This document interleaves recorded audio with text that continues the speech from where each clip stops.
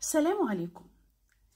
في الأوضاع الاقتصادية اللي احنا بنمر بيها والأحداث اللي بتحصل حوالينا في العالم، مسألة إنك تقدر تحقق دخل مادي مستمر بطريقة مضمونة بقت حاجة يعني بتشغل ناس كتير قوي. طبعا الحاجة المضمونة الوحيدة هي إن ربنا سبحانه وتعالى هو الرزاق، مهما احنا بنسعى في الآخر هو اللي بيرزق. بس احنا برضو في طريقتين في التفكير، في حد بيفكر بطريقة فيها ذكاء، وفي حد بيفكر بطريقة بتبقى مجهدة في الوصول للنتائج. فالحقيقة فكرة التجارة الإلكترونية والشغل أونلاين هي الحاجة السائدة دلوقتي اللي بتساعد ناس مستواهم المادي بسيط أو متوسط إن هم يبقوا مليونيرات، وده حصل بالفعل. دي الفرصة اللي أنا اتشرفت إني كلمتكم عنها بالتفصيل امبارح في لايف على تيك توك، وعايزة أشكر كل اللي شرفوني بدخول اللايف وكل التفاعل بناء، لأنها كانت أول مرة ليا، فكان جوايا رهبة الطبيعية، رهبة البدايات. يعني أنا عملت لايفات كتير قوي في منصات تانية، بس تيك توك كانت أول مرة امبارح. فانا شاكره جدا جدا لدعمكم، واسمحوا لي اني احاول اشرح الفكره، خصوصا ان جات لي برضو اسئله وتعليقات من الناس بعد اللايف. هشرح فكره البيزنس ده في 10 دقايق هي اللي قدامي، بحيث انتوا تاخدوا الخلاصه. وطبعا اذا عندكم اي اسئله او استفسارات بتشرفوني بانكم تراسلوني على الخاص. طبعا يا جماعه احنا كلنا بنمارس ما يسمى البيع الشفوي.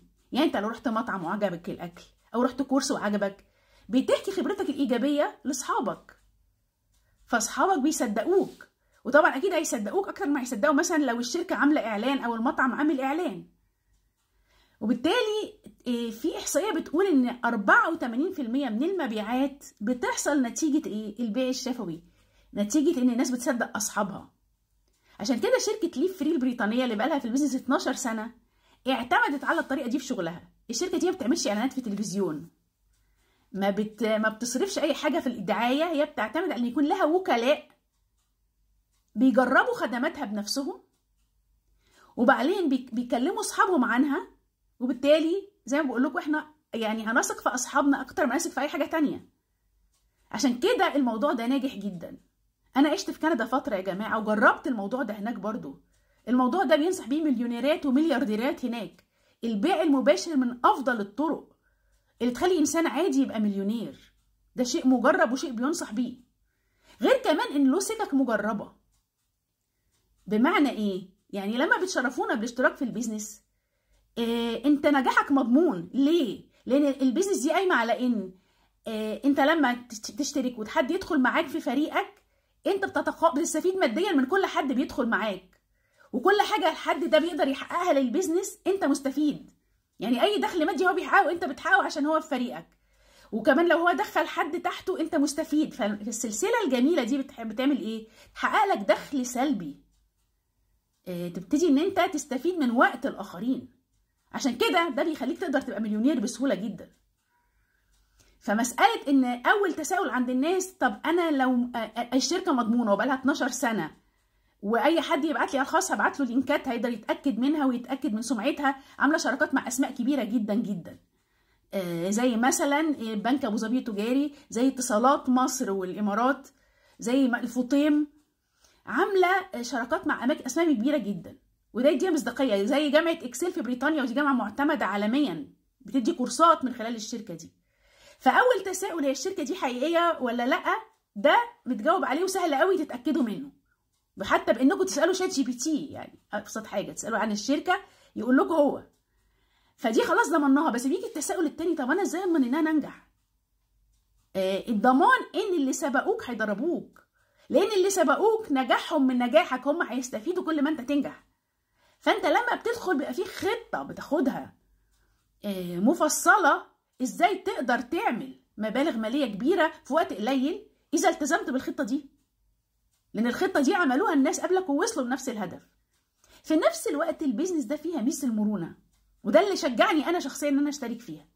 انا ايه اللي خلاني خدت قرار الاشتراك في البيزنس ده؟ ان انا بعمل حاجات كتير قوي في حياتي يا جماعه، انا متعدده الشغف. يعني عشان كده حتى اللايف اللي هعمله لكم بكره على تيك توك موضوع مختلف خالص عن الموضوع اللي بكلمكم فيه النهارده. اهتماماتي كتير، الشغل اللي بعمله في نفس الوقت كتير. انا راجعه دلوقتي، كان عندي بروفة مسرحيه ان شاء الله هنعملها في اوائل شهر اكتوبر. يعني بعمل حاجات كتير قوي في حياتي، تمام؟ فالبيزنس دي روعتها في ايه؟ ان انت معلكش التزام، ما فيش استعجال. انت مطلوب منك عشان تدخل البيزنس دي بتحصل على منتج واحد من منتجات الشركه اللي هي اصلا جودتها عاليه جدا وسعرها اوفر من لو جبتها من اي حته تانية. فانت كده ما فيش اي مخاطره، ده الكافي جدا عشان تبدا البيزنس. بعد كده مش مطلوب منك اي حاجه تانية، محدش بقى بيجري وراك، مفيش استعجال. فانا ده ناس واحده زي انا بتعمل حاجات كتير قوي في حياتها، ده شيء مثالي بالنسبه لي. غير كمان البيزنس ده مثالي بالنسبه لي في ايه؟ مثالي في حته ان احنا يعني المطلوب مني ايه؟ انا بشتغل من بيتي من موبايلي. ما انت تخيل نفسك بتعمل اي مشروع، اي حد بيعمل مشروع مثلا فتح كافيه، جاب اوبر، اي مشروع في الدنيا، ما هو بعد اول حاجه بيحط فيه راس مال، تاني حاجه بيبقى مطلوب مني يبذل جهد. احنا الجهد المطلوب في البيزنس ده ان احنا بنشتغل من على الموبايل بتاعنا، يا اما نعمل فيديوهات زي ما انا بعمل، يا اما نبعت رسائل للناس اللي نعرفهم نكلمهم على الفرصه الرائعه دي. ده الشغل اللي بعمله، شغل ممتع وسهل.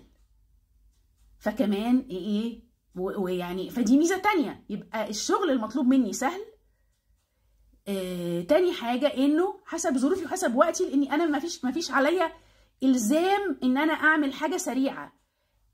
لكن الناس اللي بياخدوا الموضوع جد بيحاولوا نتائج سريعه، كل واحد حسب ظروفه. فاهمين قصدي؟ انا اللي خلاني اشتركت في الفرصه دي ان المنتجات زي ما بقول لكم جودتها عاليه جدا. هديكم مثل واحد على منتج من المنتجات، هي كورسات الانجليزي. الكورسات الانجليزي دي من جامعه اكسل البريطانيه اللي ياخدها البريتش اكريديتيشن، يعني الشهاده اللي بتاخدوها لما تاخدوا الكورس ده شهاده معتمده عالميا، بيدرسوا لكم مدرسين انجليز من بيتكم على زوم. واما السعر فاوفر من اي حته، حتى لو اشتريتوه من ويب سايت الجامعه.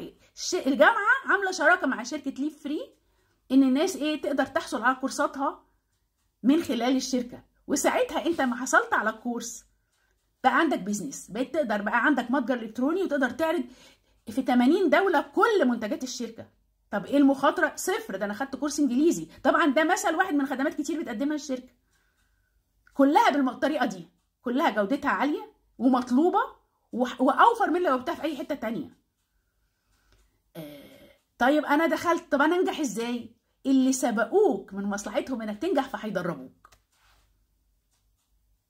فالموضوع ما فيهوش اي حاجه، واللي هيبقى مطلوب منك شغل اونلاين زي اللي انا بعمله ده، يا هتعمل فيديوهات يا هتبعت رسائل للناس تعرفهم.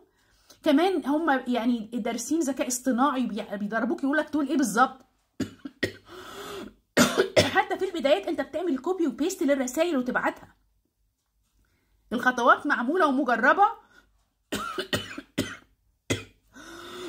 الحمد لله والشكر لله، وناس سبقونا عملوها بالفعل. فبالتالي مفيش اي مخاطره ومفيش الزام عليك في الوقت. ده بالنسبه لي انا كان اساسي، يعني دي مثاليه لاي حد مشغول. انا النهارده فاضيه اعمل لكم الفيديو ده 10 دقائق، يوم تاني ممكن ما بعملش حاجه خالص، لان مش مطلوب مني عشان يبقى عندي المتجر الالكتروني ده طول حياتي غير اني استثمر في منتج واحد من منتجات الشركه اللي هو منتج مفيد وانا بستفيد منه بالفعل. كده ولا كده كنت هشتريه مره واحده. مطلوب ده مني طول حياتي، مش مطلوب حاجه تانية. فبالتالي ما فيش حد بيجري ورايا. عشان انا بقول لكم الحته دي ليه؟ في انواع تانية من الشركات بيبقى فيه شروط، يطلبوا منك كل شويه تشتري حاجات. لا، الموضوع ده مش هنا. الموضوع ده انت منتج واحد بس بتحصل عليه، وعندك رينج للسعر حسب ظروفك وامكانياتك، انت اللي بتقرر. ففي مرونه كامله. وبكره لا اسفه، يوم الثلاث عشان ماتش الاهلي والزمالك، بس هو اليوم اتاجل، ماتش مهم طبعا. ان شاء الله يوم الثلاث في مؤتمر كاش من موبايلك، ده هيكون الساعه 9:30 بتوقيت القاهره. في معلومات تفصيليه عن الفرصه دي يا جماعه، بشجعكم تحضروه جدا. هيكون على زوم، وبعد كده كمان هيكون متاح مسجل. فاللي حابب ان هو يعني يعرف معلومات اكتر من انا قلتها دي، يبقى ابعت لي خاص او اكتب لي في التعليق مهتم، هقول لكم كل التفاصيل عن الموضوع. يعني الفرصه دي فرصه رائعه. لو انت فعلا عايز تحقق دخل مادي مضمون من موبايلك وبالطريقه اللي تناسبك وحسب وقتك، انا ما لقيتش الحقيقه فرصه احسن من كده. والشيء المؤكد انك لو عندك المبلغ ده في البنك هو بيقل، لكن انت هنا بتحط استثمار يحقق لك دخل سلبي، انك تستفيد من وقت غيرك ويحقق لك فعلا حريه ماليه. في انتظار تعليقاتكم واشكركم، والسلام عليكم ورحمه الله وبركاته.